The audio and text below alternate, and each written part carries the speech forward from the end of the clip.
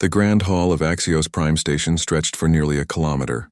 Hundreds of alien species filled the chamber, their voices creating a noise that echoed off the metal walls. Ambassador Jiwan stood at the center platform, her dark suit looking plain compared to the colorful robes and armor worn by the other delegates.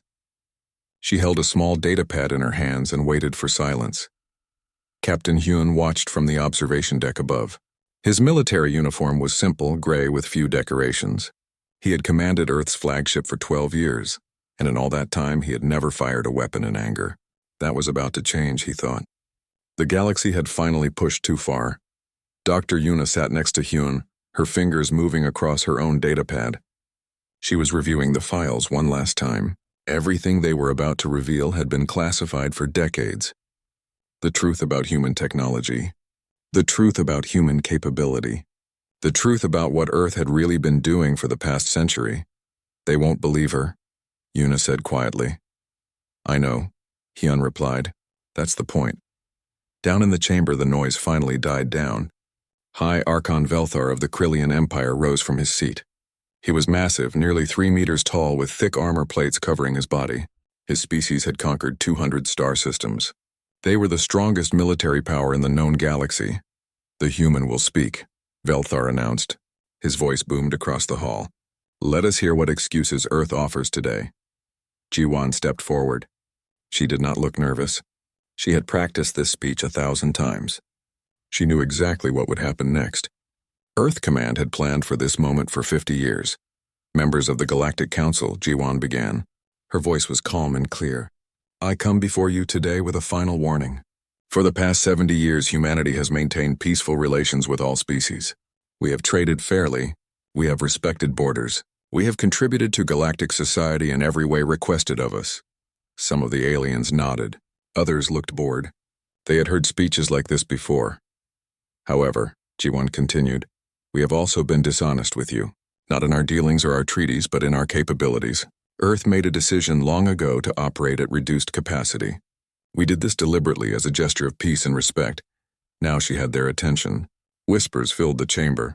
Velthar leaned forward in his seat. I am here to inform you that humanity has been operating at approximately 15% of our actual military and industrial capacity. We have hidden our true technology. We have concealed our population numbers. We have disguised our expansion. All of this was done to avoid intimidating other species and to foster peaceful coexistence. The whispers turned to laughter. It started with a few delegates and then spread through the chamber like a wave. Even some of the smaller species who usually stayed quiet were chuckling. The idea that humans who barely controlled 30 systems could be hiding such power was absurd. Velthar stood again, his eyes gleaming with amusement. The human makes jokes now. Tell me, Ambassador, why should the mighty Krillian Empire fear a species that still uses chemical rockets? Why should we tremble before your hidden power? Jiwan did not smile. She did not show any emotion at all. I am not asking you to fear us, High Archon. I am warning you.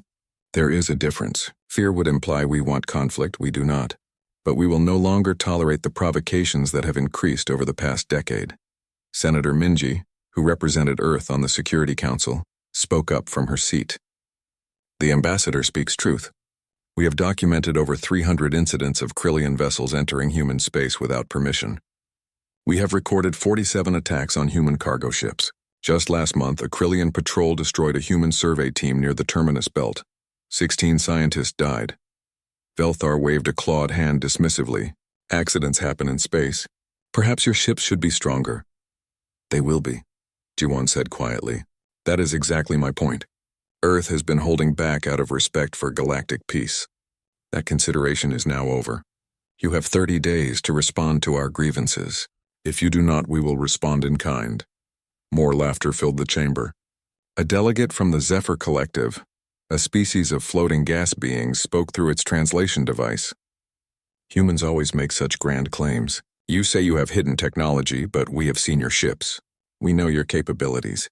You are barely more advanced than the species we uplifted a century ago.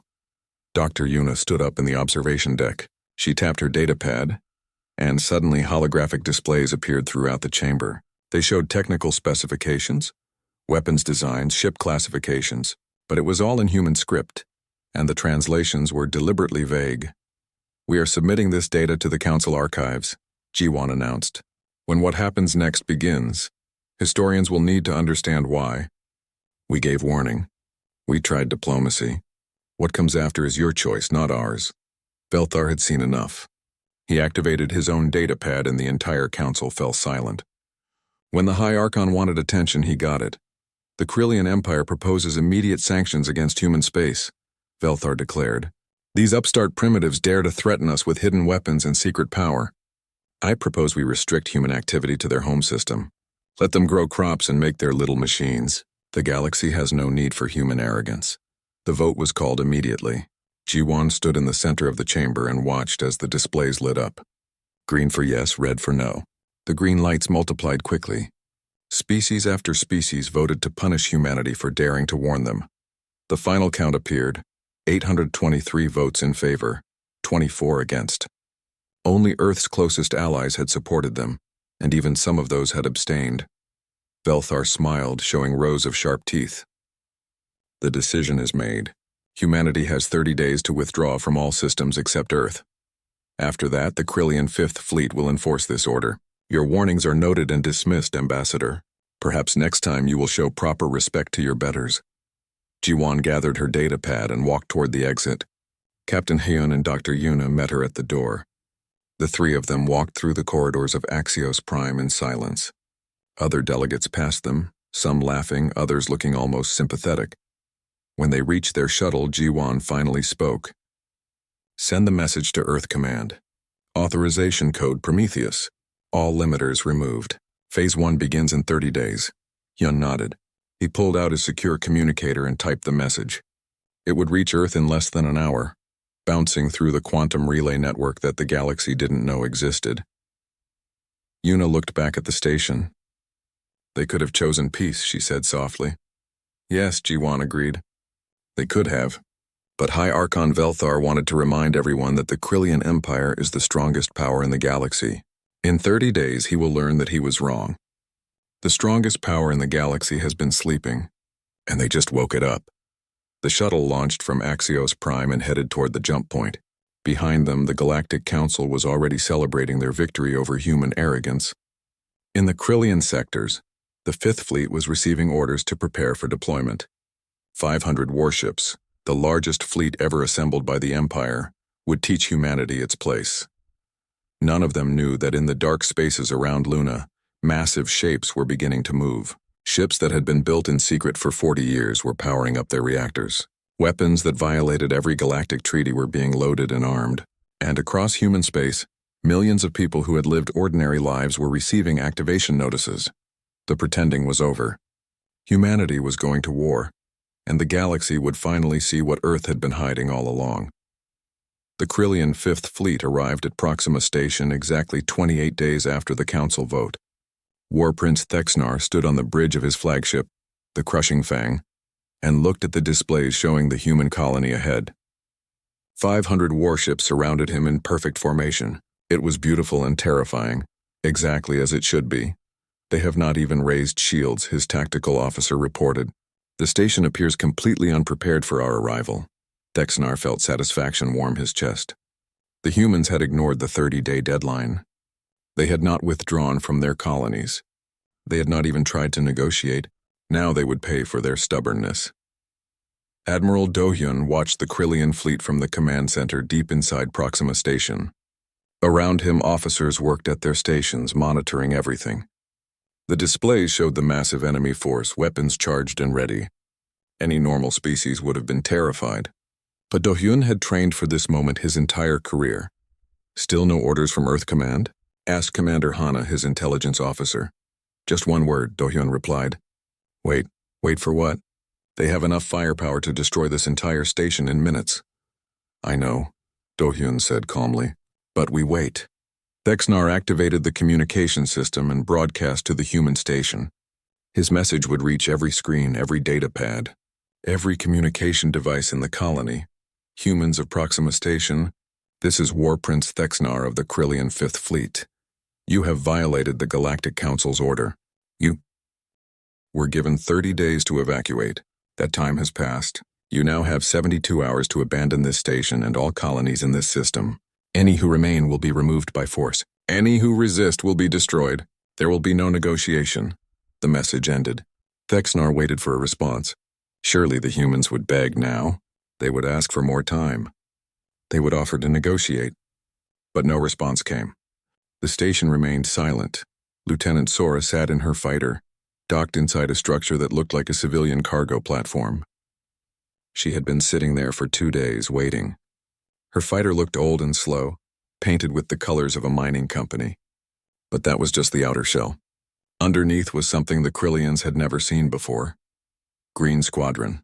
Status check, she whispered into her helmet communicator. Green 2, ready. Green 3, ready. All 12 pilots reported ready. They had been training for years for this moment. Each of them had undergone genetic modifications to handle extreme acceleration. Each of them had neural implants that connected directly to their fighters. They were not just pilots anymore. They were part of their machines. On the dark side of Luna, Taeyang walked through the massive shipyard that officially did not exist. It had taken 40 years to build these ships in complete secrecy. They had disguised the construction as asteroid mining. They had used automated systems to avoid too many workers knowing the truth. And now, 12 enormous vessels waited in the darkness. Prometheus is ready for deployment, an engineer reported. All systems are online. Captain Jinwoo is aboard and awaiting orders. Taeyang nodded. How long until the rest of the galaxy sees them? The moment they fire their engines, every sensor in the solar system will detect them. They are too big to hide once they move.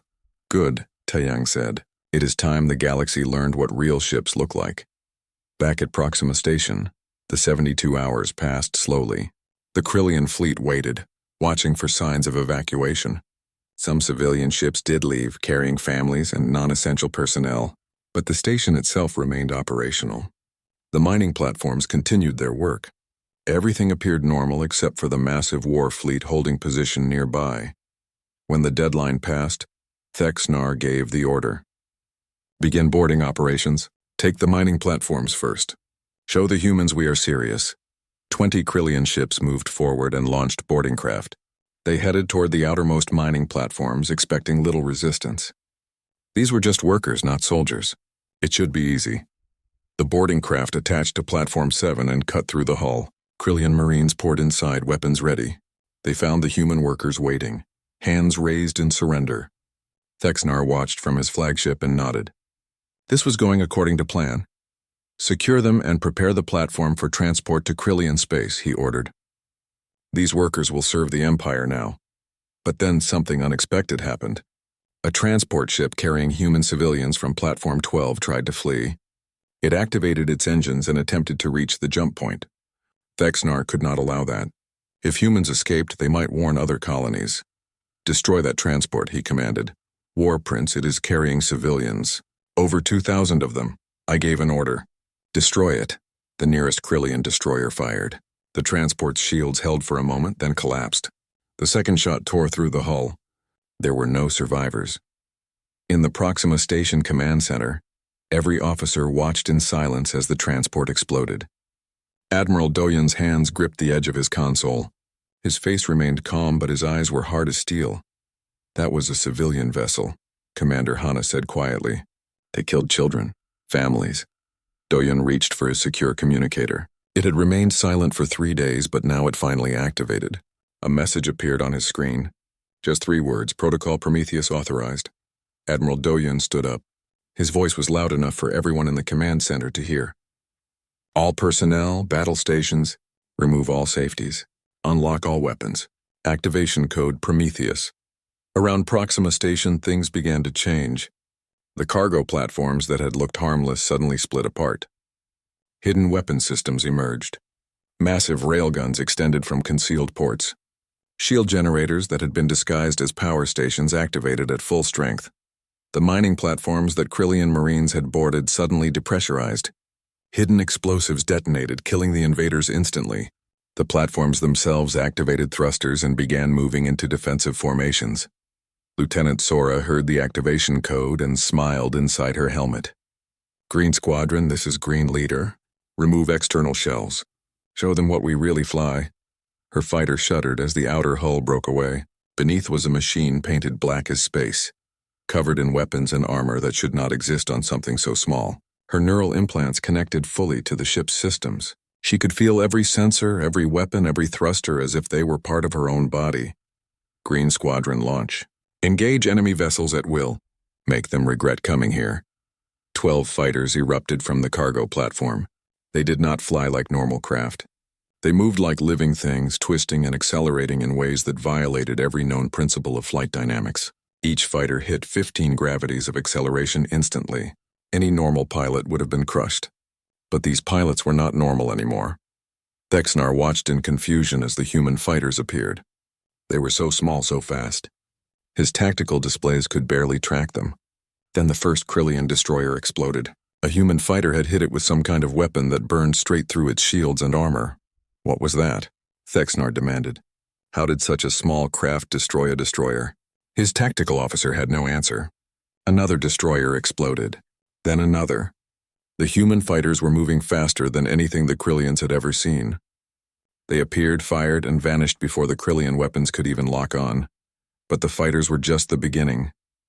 From the dark side of Luna, massive shapes began to move. Ships so large they looked like moving moons appeared on every sensor in the system. The Prometheus led them, its hull 5 kilometers long, bristling with weapons that Earth had claimed did not exist. Captain Jinwoo stood on the bridge of the Prometheus and looked at the holographic display showing the Krillian fleet near Proxima. He had waited his entire life for this moment. The pretending was over. No more hiding. No more holding back. Charge all weapons, Jinwoo ordered. Plot jump to Proxima Station. Show the Krillians what happens when they kill our people. The Prometheus activated drives that made space itself fold. One moment it was near Luna. The next moment it appeared directly behind the Krillian Fifth Fleet. 11 more dreadnoughts appeared with it, surrounding the enemy force completely.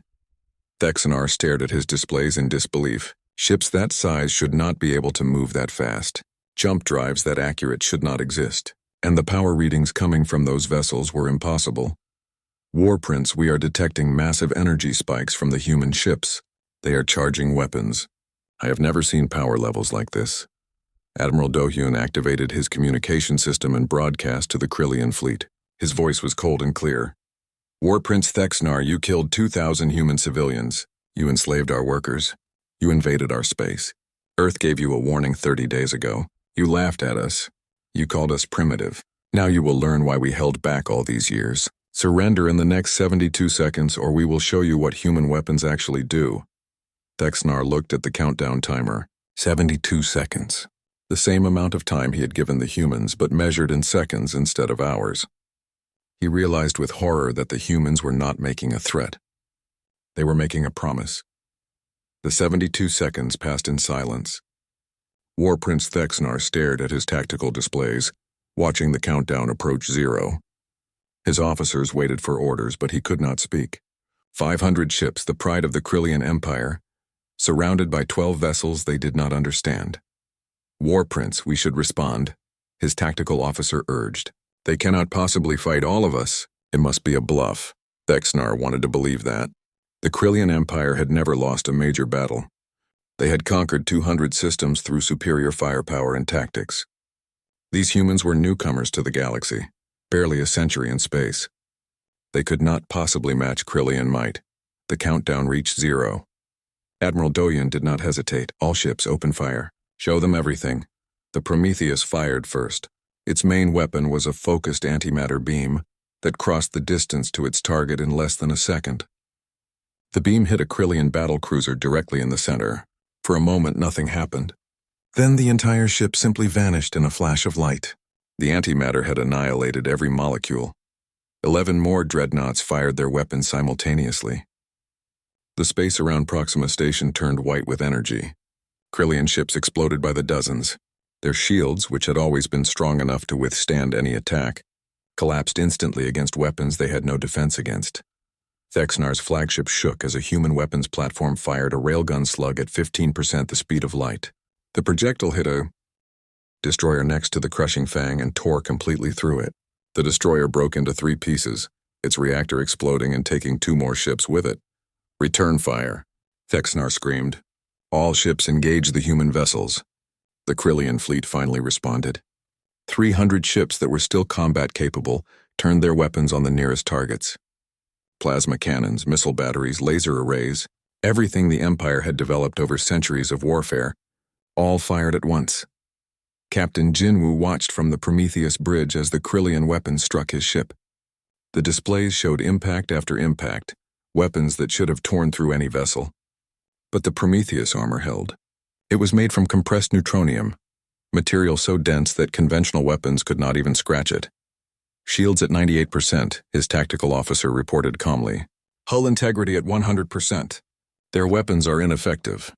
Focus fire on their command ships, Jinwoo ordered. Target the vessels with the most sophisticated sensor arrays. Without leadership, they will fall apart. Lieutenant Sora led her fighter squadron through the chaos. The space around her was filled with explosions, debris, and weapons fire from every direction. Her neural implants processed everything faster than thought. She saw a Krillian missile coming toward her and twisted her fighter 90 degrees. The missile passed by, missing by centimeters. Green 3, I have a destroyer on my tail, one of her pilots called. I see it, Sora replied. She pushed her fighter to maximum acceleration. 15 gravities crushed her into her seat. But the genetic modifications let her body handle it. She came around behind the Krillian destroyer in a turn so tight it should have torn her craft apart. Her targeting computer locked on. She fired a plasma torpedo, a weapon that burned hotter than a star's core. The torpedo hit the destroyer's engines and the entire rear section melted. The ship spun out of control, crashing into 2 other Krillian vessels. That is 3 for me, Sora announced. Who is keeping count? Stop showing off and help with the cruiser group near Platform 9, another pilot responded. Sora laughed and changed course. This was what she had trained for her entire life. This was why she had volunteered for the genetic modifications and the neural implants. To fly like this, to fight like this, to show the galaxy what human pilots could do. On Proxima Station, Commander Hana coordinated the defense platforms. Each platform that the Krillians had thought was civilian cargo equipment now revealed its true purpose. Massive weapons emerged and began firing at the enemy fleet. Platform 6 reports a direct hit on an enemy carrier. One officer announced. Platform 12 has destroyed 3 frigates with a single volley. Another reported. Admiral Do-Yun watched the battle displays with satisfaction. Everything was going exactly as planned. Years of preparation, decades of secret construction, all coming together in this moment. Admiral, the Krillians are attempting to retreat, Hana reported. Should we let them go? No, Do-Hyun said firmly. They killed our civilians. They came here to enslave our people. If we let them escape, they will just come back with a bigger fleet. Surround them. No one leaves until War Prince Thexanar surrenders. The human dreadnoughts moved into position, cutting off every escape route. The Krillian fleet was trapped. Ships that tried to run were destroyed before they could reach jump distance. Ships that tried to fight were overwhelmed by weapons they could not defend against. Thexanar finally understood the terrible truth. The humans had not been bluffing. They had not been exaggerating. Everything Ambassador Jiwan had said at the council meeting was real. Humanity had been holding back, operating at reduced capacity, and now they had removed all limits. His fleet was being destroyed. In less than 20 minutes, he had lost over 200 ships. The survivors were scattered, disorganized, and terrified. Krillian warriors who had conquered countless worlds were running in panic from human weapons they could not comprehend. War Prince, we must surrender, his tactical officer said. We cannot win this battle. We never could. Thexanar looked at the displays one final time. The Prometheus hung in space like a predator, its weapons still charged and ready. Around it, the other human dreadnoughts had formed a perfect sphere, trapping what remained of his fleet.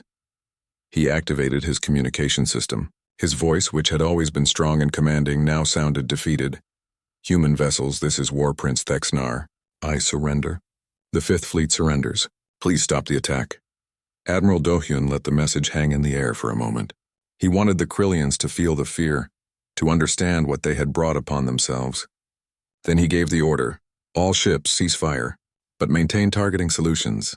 If any Krillian vessel moves without permission, destroy it. The battle stopped as suddenly as it had begun. The space around Proxima Station was filled with debris and the remains of Krillian warships. Of the 500 ships that had arrived, only 243 remained intact. The rest were destroyed or crippled beyond repair. Captain Jinwoo opened a communication channel to the Krillian flagship. War Prince Thexnar, you will power down all weapons immediately. You will transfer all command codes to us. Your ships will remain in position until Earth Command decides what to do with you. Any resistance will result in the complete destruction of your fleet. Do you understand? I understand, Thexnar replied quietly. Dr. Yuna watched the battle results from Earth Command headquarters, deep beneath the Swiss Alps. The facility had been built during humanity's survival wars and had served as the planning center for this moment. Around her, hundreds of officers and analysts reviewed data from the battle. How many casualties on our side? She asked. 37 fighters damaged, none destroyed. All pilots survived, no damage to any dreadnoughts or stations. 0 human casualties, an analyst reported. Yuna nodded. And them? Approximately 60,000 Krillian dead. Another 100,000 injured. Their fleet is combat ineffective. War Prince Thexnar is requesting medical assistance for his wounded. Provide it, Yuna ordered. We are not monsters. Send medical ships and supplies, but keep them under guard and transmit all battle data to every embassy, every news network, every communication channel in the galaxy. I want everyone to see what happened here today. The footage of the battle began spreading across the galaxy within hours. Species that had never paid attention to humanity suddenly watched in shock as the Krillian Fifth Fleet, the most powerful military force in known space, was destroyed in less than an hour by ships that officially did not exist. Ambassador Jiwan watched the news reports from her quarters on Axios Prime Station. The same delegates who had laughed at her warning 30 days ago were now calling emergency sessions. The same species who had voted to sanction humanity were now frantically sending diplomatic messages to Earth. Her communication device activated. It was High Archon Velthar. His face appeared on her screen, and Jiwan could see the shock in his eyes. Ambassador, we must speak. The Council requests an emergency meeting. We wish to discuss the situation. There is nothing to discuss, High Archon, Jiwan replied calmly. I gave you a warning. You ignored it. You sent a war fleet to attack our people. You killed our civilians. Now you have seen the consequences. Earth will address the Council when we are ready, not before. She ended the communication before Velthar could respond. There would be time for talk later. For now, the galaxy needed to understand that the rules had changed. Humanity was no longer the weak newcomer that could be pushed around and ignored. Lieutenant Sora landed her fighter back on the platform and climbed out of the cockpit. Her body ached from the extreme forces, but she felt alive. She had survived her first real combat, and more importantly, she had proven that human pilots were superior to any in the galaxy. Her squadron gathered around her, celebrating their victory. They had destroyed 47 enemy ships without losing a single fighter. It was a record that would stand in Earth's military history for generations. Captain Jinwoo stood on the Prometheus Bridge and looked at the defeated Krillian fleet. He felt no joy in the victory, only a sense of grim satisfaction. This is what Earth had tried to avoid. This is why they had hidden their strength. Why they had held back for so long. Because once you revealed your true power, there was no going back. The galaxy now knew what humanity could do, and nothing would ever be the same. Again, the emergency session of the Galactic Council began exactly 3 hours after news of the Fifth Fleet's destruction reached Axios Prime. The Grand Chamber was quieter than usual. No one laughed. No one made jokes. Every delegate had watched the battle footage. They had seen human weapons tear through Krillian ships like they were made of paper. High Archon Velthar sat in his seat, trying to maintain his dignity, but everyone could see the fear in his eyes. The Krillian Empire had just lost its most powerful fleet, and worse, they had lost it to a species they had called primitive. Ambassador Jiwan entered the chamber, flanked by Captain Hyun and Dr. Yuna. They walked slowly, deliberately, letting every eye in the room follow them. When Jiwan reached the central platform, she did not wait for permission to speak. The Galactic Council voted to sanction humanity 30 days ago, she began. Her voice echoed through the silent chamber. You voted 823-24 to restrict us to our home system. You sent a war fleet to enforce that decision. That fleet killed 2,000 of our civilians and attempted to enslave our workers. We responded appropriately. A delegate from the Zephyr Collective floated forward. Ambassador, no one anticipated such a violent response. The destruction of the Fifth Fleet was excessive. Was it? G1's eyes were cold. War Prince Thexnar brought 500 warships to Proxima Station. He gave us 72 hours to surrender our homes. When we did not comply, he killed our people. What did you expect us to do? Ask politely for him to stop. Dr. Yuna stepped forward and activated her data pad. Holographic displays appeared throughout the chamber, much more detailed than before. This time, the information was not vague or translated poorly. It was clear, precise, and terrifying. For those who still doubt, Yuna said, here is the complete technical database of human military technology. We no longer have any reason to hide it. The displays showed weapons that should not exist. Antimatter beams, plasma weapons that burned at stellar temperatures, railguns that fired projectiles at relativistic speeds, jump drives that could move a ship 5 kilometers long across 200 light-years in seconds, AI-assisted targeting systems, neural interface technology, genetic modifications that let humans survive forces that would kill any other species. But that was not the worst revelation. Yuna pulled up population data. The numbers appeared on every display in the chamber. The galactic census lists Earth's population at 12 billion, she said. That number is incorrect. Humanity currently numbers 89 billion individuals. We have been establishing colonies in hidden systems for 70 years. We have built cities underground, in deep ocean trenches, inside asteroids, and in artificial habitats that we disguised as research stations. The chamber erupted. Delegates shouted questions and accusations. How was this possible? How had they hidden so many people? What else had they been lying about? G1 let them shout for a moment, then raised her hand. The chamber fell silent. We did not lie, she said firmly. We simply did not tell you everything. There is a difference. We answered every question truthfully. You never asked about our hidden colonies. You never asked about our military research programs. You assumed you knew everything about us, and we let you believe that. President Nari's voice came through the communication system. She was speaking from Earth, but her image appeared as a hologram next to G1. The president of Earth looked tired but determined. Members of the Council, humanity has operated in good faith for 70 years. We have followed every treaty. We have paid every tax and tariff. We have contributed to galactic society. But we have also prepared for this day, because history taught us a harsh lesson. In our 21st century, we nearly destroyed ourselves 3 times. Nuclear war, biological weapons, artificial intelligence that turned against us. We survived only by learning restraint and preparation. Commander Minho appeared on another holographic display. He commanded Earth's Special Operations Division, and his presence made several delegates shift uncomfortably in their seats. Every human colony has hidden military infrastructure, Minho explained, his voice cold and professional. Every civilian ship can convert to military configuration in less than 4 hours. Every human citizen over age 18 has completed mandatory military training. We have maintained this readiness for a century, hoping we would never need it.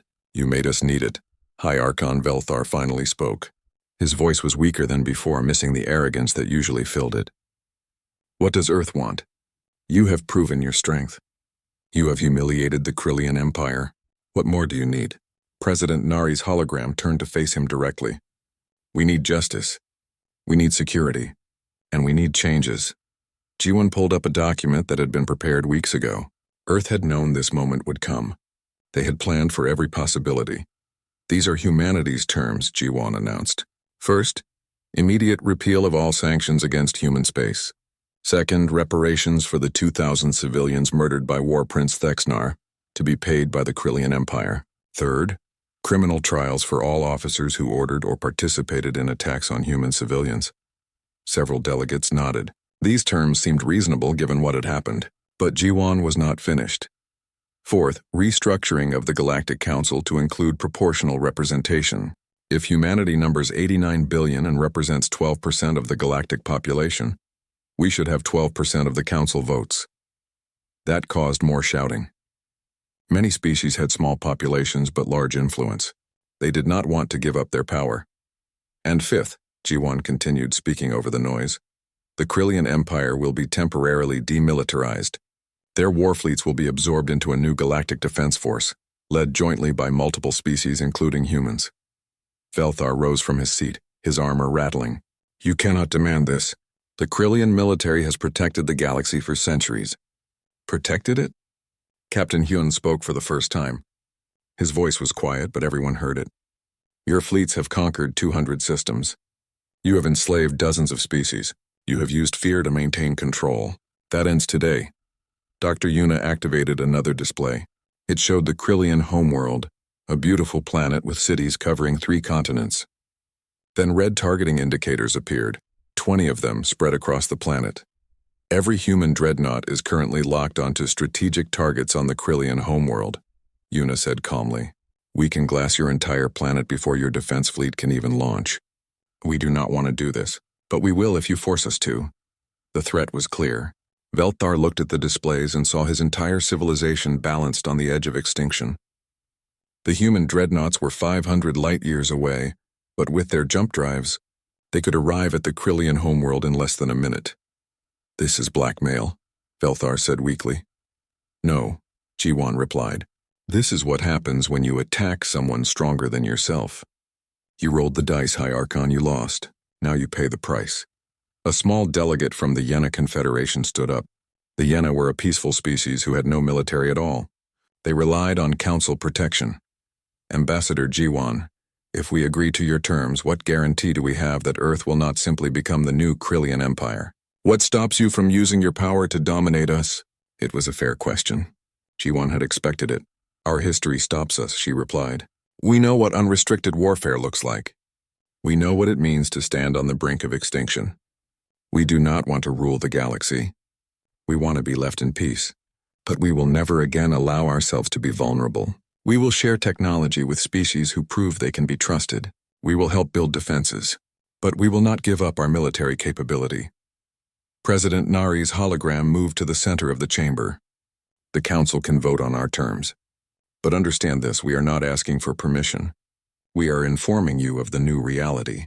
The days when you could ignore human warnings are over. We held back for 70 years out of respect. That respect must now be earned again. The vote was called. The chamber was silent as delegates consulted with their home governments. This was not a simple decision. Accepting human terms meant admitting that the power structure of the galaxy had fundamentally changed. Rejecting them meant war with a species that had just destroyed the Fifth Fleet in less than an hour. The results appeared on the displays. 847 votes in favor, 0 against. Even the Krillian delegates voted yes. They had no choice. High Archon Velthar stood slowly. He looked old suddenly, as if he had aged years in a single day. The Krillian Empire accepts these terms. War Prince Thexnar will be surrendered for trial. Our fleets will submit to the new Galactic Defense Force structure. We surrendered, Jiwan nodded. There was no satisfaction in victory, only relief that it was over. The council is adjourned. Earth will begin working with all willing species to implement these changes. We hope that in time, trust can be rebuilt. As the delegates left the chamber, Ambassador Jiwan stood alone on the platform for a moment. Captain Hyun approached her. Do you think they will accept this? Really accept it? He asked quietly. They will have to, Jiwan replied. We gave them a choice. Peace under our terms or war they cannot win. Most species are smart enough to choose survival. And the ones who are not? Jiwan looked at the empty chamber. Then the galaxy will learn the same lesson the Krillians just learned. Humanity tried to avoid this. We held back for as long as we could. But now that they know what we can do, we cannot pretend anymore. We are the strongest military power in the galaxy, and everyone knows it. The only question is whether we will be feared or respected. Which do you prefer? Hyun asked. Respected, Jiwan said immediately. Fear only lasts until someone thinks they have found a weakness. Respect lasts when you prove you are strong but fair. That is what we must become. On the Prometheus, Captain Jinwoo received the news of the council vote. He ordered his ship to stand down from combat readiness, but to maintain full shields and weapons charged. Trust would take time to rebuild. Lieutenant Sora and her squadron were already being called heroes. Video of their impossible flying maneuvers had spread across the galaxy. Young pilots from dozens of species were studying the footage, trying to understand how humans could fly like that. The galaxy had changed forever. The pretending was over. Now came the harder part. Building a new order where strength was balanced with justice, where power was tempered with wisdom. Earth had shown it could destroy. Now it had to prove it could also protect and lead. The real test was just beginning. 6 months had passed since the destruction of the Krillian Fifth Fleet. The galaxy looked very different now.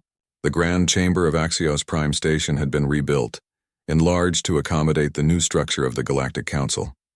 Where once a few powerful species dominated, now hundreds of smaller voices were heard. Ambassador Jiwan stood at the center of the chamber, but her role had changed. She was no longer just Earth's representative. The Council had voted to make her Secretary General, the first human to hold the position. It had been a difficult decision for many species. But after 6 months of watching how Earth handled its newfound power, even the skeptics had been convinced. The Council recognizes the delegation from the Yena Confederation, Jiwan announced. The small Yena delegate floated to the speaking platform. Secretary General, my people wish to thank Earth for the medical technology you have shared. The treatment for Yena bone disease has already saved thousands of lives. We never had access to such advanced medicine before. Jiwan smiled. The Council is glad to help. This is what we wanted from the beginning. Not domination but cooperation. Not fear, but partnership. In orbit around Earth, Admiral Dohyun oversaw the training of the new Galactic Defense Force. Ships from 30 different species now practiced maneuvers together. It was chaotic and frustrating, but slowly, the different militaries were learning to work as one unit. A Krillian officer approached Dohyun on the observation deck. It was Commander Rethix, who had served under War Prince Thexnar. After the trials, many Krillian officers had been allowed to remain in service, though under human oversight. Admiral, my squadron has completed the defensive formation exercise, Rethix reported. We achieved 70% efficiency. Better, Dohyun nodded. Last week you were at 50%. Keep practicing. The goal is 90% within a month. I understand, sir. Rethix hesitated, then spoke again. Admiral, may I ask a question? Go ahead. Why did Earth not simply take control of everything? You had the power. You could have ruled the galaxy. Instead, you share technology and train former enemies. Why? Dohyun turned to look at the Krillian officer. Because ruling through fear is temporary. Empires built on force eventually fall.